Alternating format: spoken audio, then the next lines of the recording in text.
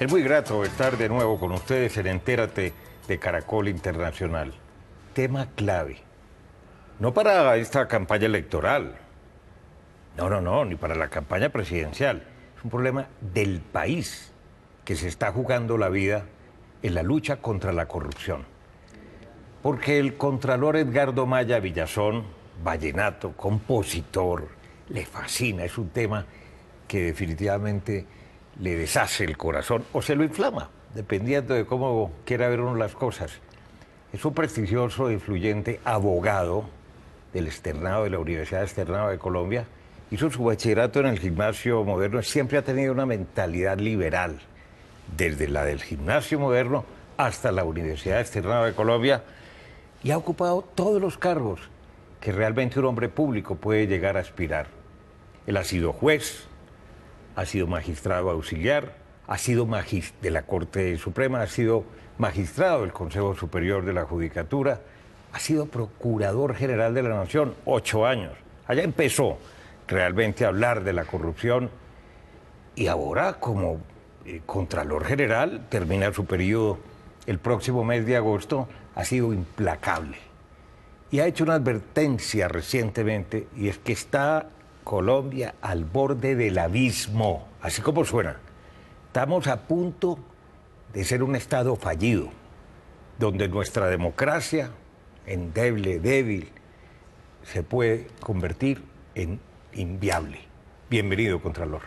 Muchas gracias, Darío. Muy agradecido contigo de darme la oportunidad de dirigirme a los colombianos a través de este prestigioso programa que tú tienes.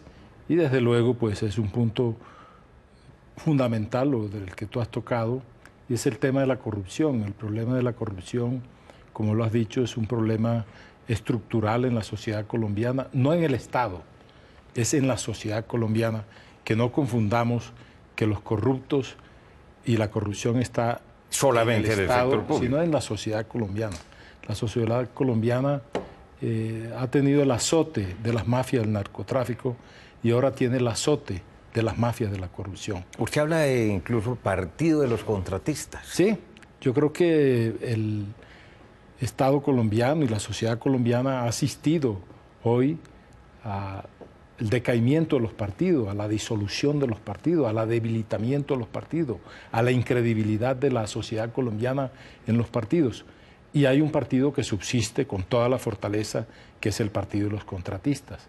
Así lo he llamado yo, porque es que todo en el Estado colombiano se mueve alrededor de estos grupos de contratistas que han abordado todos los municipios de Colombia, todos los departamentos, el nivel nacional, todos los niveles están a cargo de ellos, y ellos son los grandes financiadores de las campañas políticas. Los alcaldes son financiados por los contratistas, los concejales en su inmensa mayoría son financiados por los contratistas, los diputados, los gobernadores y desde luego los parlamentarios, y hemos visto cómo en las campañas presidenciales, no solo en Colombia, sino en 12 países latinoamericanos, la más grande de las empresas contratistas del mundo, Odebrecht, la brasilera, ha penetrado los estamentos de esas campañas políticas, y desde luego eso corrobora la tesis de que la contratación es uno de los puntos entre los muchos que hay. Desde luego. Por supuesto que eso es en connivencia, es un concubinato con los privados. No hay ninguna posibilidad, Darío, de que el servidor público actúe aisladamente. Hay una sola conducta que en mi experiencia como magistrado de la sala disciplinaria, como Procurador General de la Nación y ahora como Contralor General de la República, el servidor público actúa en solitario, actúa aisladamente, actúa autónomamente en su voluntad, que es cuando se apropia de los dineros públicos. En el resto de las circunstancias, para cualquier actuación, tiene que tener el concurso de un privado, del otro, como digo yo. Y desde luego que hay una grave circunstancia en el tema de los funcionarios en Colombia, que ese es el incumplimiento de los deberes. Si los funcionarios públicos todos cumpliéramos con el deber, pues desde luego otro sería el destino de este país. Claro, y si también desde muchos otros estamentos, ahora vea, la gente empieza a denunciar y bueno, yo no me voy a ir solo para la cárcel, conmigo se va este y este y este porque todos estuvimos en lo mismo. Pero antes, o yo no sé si no denunciaba o si las denuncias se quedaban en una gaveta. No, son dos hechos muy importantes que hay que tener en cuenta en este análisis. Este análisis debe ser un análisis serio, un análisis objetivo. En primer lugar, el crecimiento del Estado, el gasto público. 25% Estado. Hace más o menos. 100 años era el 4% del PIB. Hace 50 años era el 10%. Hoy es el 28%, del Producto Interno Bruto. Hay más plata, en primer lugar. En segundo lugar, ha habido un relajamiento social en Colombia. Moral. Desde luego, los resortes morales se han perdido y ha habido una ausencia no solamente de la sanción ejemplar que quienes hemos tenido los cargos en la rama judicial, en la Procuraduría, en la Contraloría, y hablo de mi caso particular, hemos tratado de hacer un esfuerzo, pero que no es suficiente el esfuerzo. Tiene que haber una sanción social. Los corruptos pues siguen campantes y sus familias disfrutando de las riquezas y desde luego no pasa nada. Entonces eso crea una desesperanza. Eso crea una desesperanza. Eso crea una desesperanza y es lo que estamos viendo en el hecho político que está viendo Colombia. Yo creo que este debate electoral va a ser un debate diferente a todos, porque puede haber una decisión que sorprenda a los colombianos. Es una casi decisión, que un castigo a la clase política. Exacto, un castigo. Puede haber una decisión del pueblo que pues se aburre, se harta, está hastiado ya de tanta cosa, ya no le caben más noticias a los periódicos, a los informativos como el que usted dirige en Caracol sobre los hechos de corrupción. Y yo puedo dar un testimonio público aquí, ante usted y ante los colombianos. Una cosa era lo que yo veía en la Procuraduría, pero hace nada, hace 8 años, y otro es lo que estamos presenciando ahora. Ha habido un crecimiento muy grande. ¿Pero por qué, exponencial? Porque uno dice, el diagnóstico es perfecto y las soluciones no están a la mano. Allá es donde tenemos que ir. Allá es donde tenemos que ir y tiene que ser una decisión contundente, una decisión de Estado, una decisión de sociedad, una decisión de todos, que tenemos que hacerlo sin consideración alguna.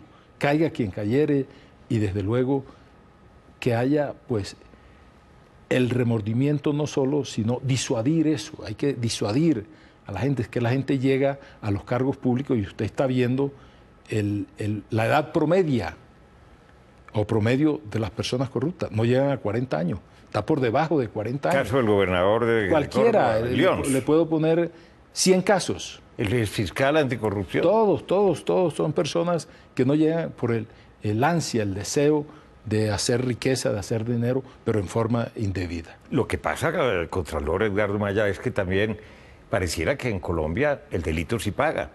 Fíjese este señor, el exgobernador del departamento de Córdoba, con el llamado cartel de la hemofilia, se roba, en colaboración con otros, por supuesto, 54.000 millones de pesos.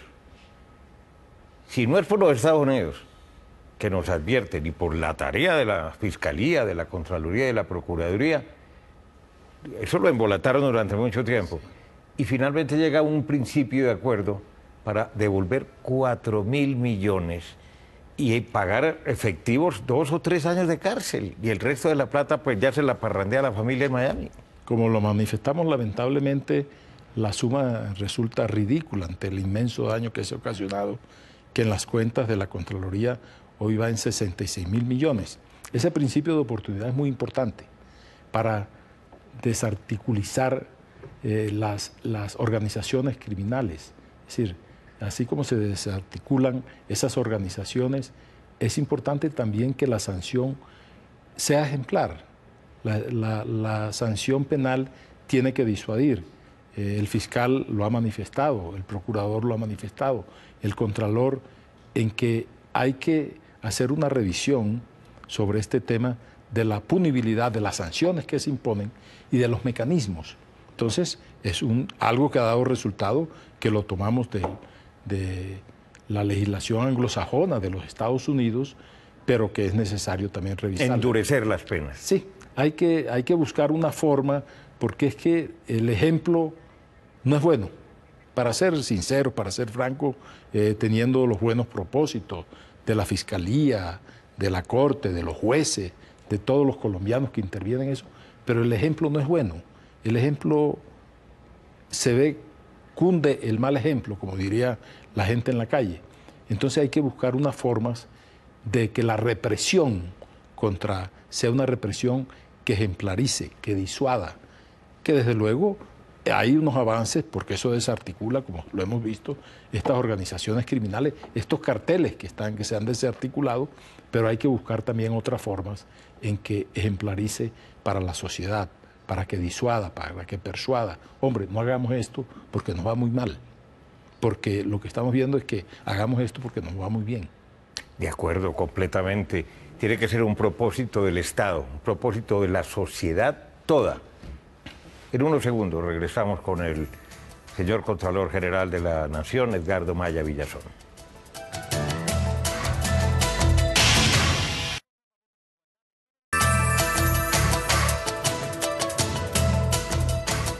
Regresamos en Caracol Internacional. Usted habla de que tiene que ser un propósito nacional, que se requieren una serie de cambios en la legislación, pero a veces se llevan proyectos de ley al Congreso de la República por parte del ministro de Justicia de turno y allá se hacen debates larguísimos, sofisticados, de que es que el aumento de las penas no disuade y que se va a seguir delinquiendo igual. Sí, yo creo que tenemos una conducta y una cultura en Colombia de tratar de arreglar todos los problemas que se nos presentan con normas.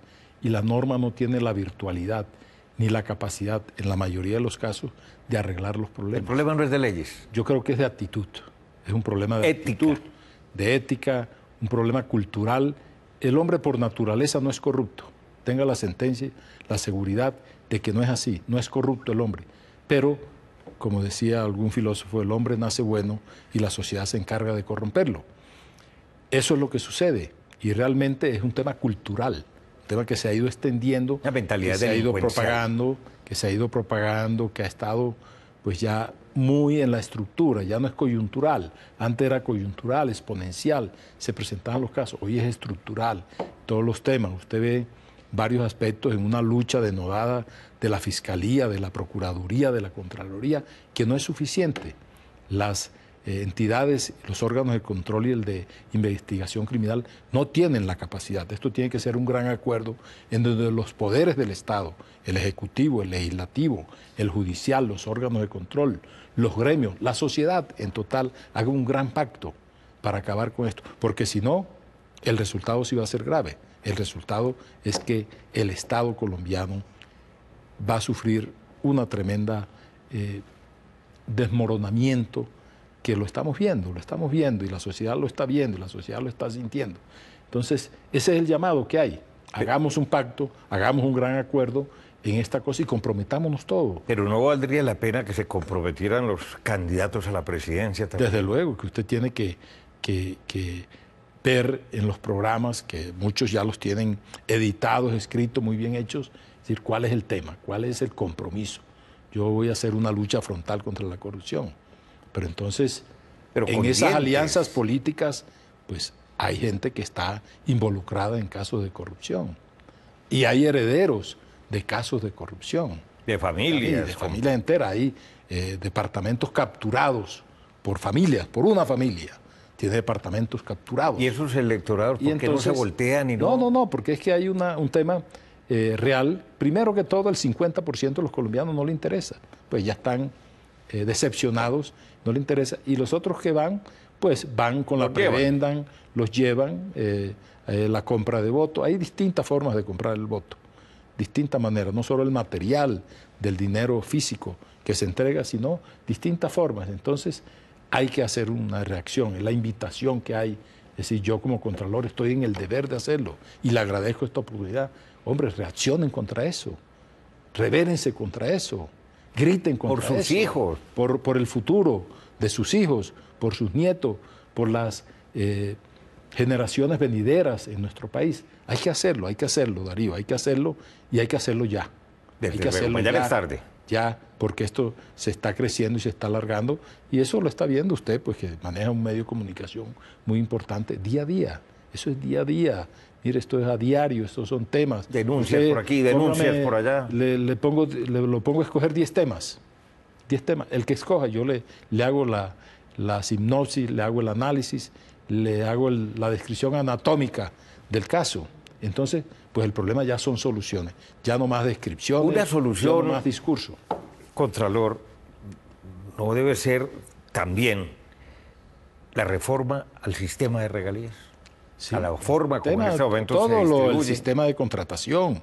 Mire, el crecimiento del gasto es inversamente proporcional al crecimiento de la burocracia. El gasto decrece en Colombia, la inversión decrece y la burocracia crece. Nosotros tenemos en el sector nacional 31.2 billones, valen 1.200.000 funcionarios que tenemos. Eso es grande. Falta el sistema municipal y departamental, no lo estamos contando. Entonces, ese tema de la inversión pública, del gasto público, es un tema muy importante. Pero yo vuelvo a insistir con su pregunta, que este es un tema de ponerle fin, ponerle talanqueras de una vez y que los candidatos presidenciales es una gran oportunidad, lo hagan, lo digan y se comprometan. Y hay un compromiso y lo que haya que disolver, disolverlo y lo que haya que acabar, acabarlo. Se necesita una cuestión radical. Contralor, en ese orden de ideas, en el caso de las regalías, ¿a cuánto puede ascender el desfalco, el robo? Mire, porque no hay buena ejecución, porque adicionalmente se hacen cualquier cantidad de elefantes blancos. las regalías tienen dos temas muy comprometedores y muy graves. En segundo lugar, la falta de planeación para su inversión. Los recursos se quedan sin invertir. Usted encuentra los departamentos y los municipios donde hay regalías con las cuentas en los bancos llenas de dinero. En el tema, por ejemplo, de ciencia y tecnología, eran 3 billones de pesos y quedaron 1.600.000 sin invertir. Y así encontramos en toda el área. Eso creció, era 1 billón, 2 billones, se le daban a los departamentos productores y vino el gran ingreso de regalías que llega bianualmente a 18 billones de pesos. Y no hemos visto esos dineros. Entonces se inician obras como esta en regalía, los elefantes blancos. Por poner un departamento como Casanare, usted encuentra 10 elefantes blancos sin terminar. Las obras no se terminan y no solamente con regalía. Yo tengo el caso emblemático de la Ruta del Sol. La Ruta del Sol, que es la vía que va Bogotá a Santa Marta, que atraviesa todo el país, comenzó en un proceso de adjudicación y licitación del gobierno del presidente Samper con un empréstito internacional en ese tiempo de una cuantía de 500 millones de dólares que se hizo. Pues cuando yo fui procurador encontré que la empresa contratista, para garantizar la póliza de garantía, era una póliza falsa.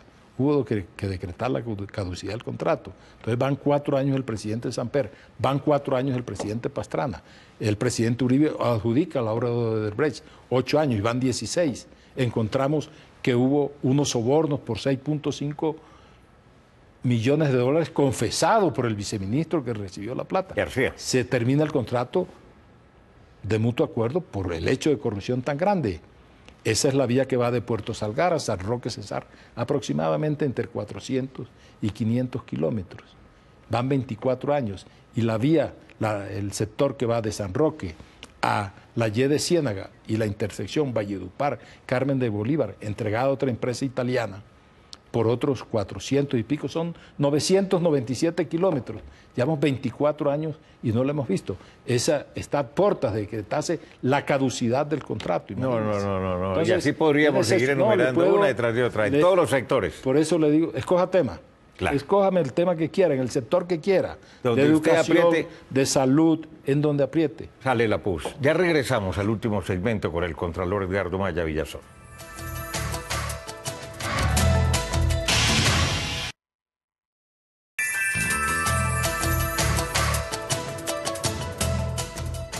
Regresamos con otra faceta del Contralor Edgardo Maya Villazón.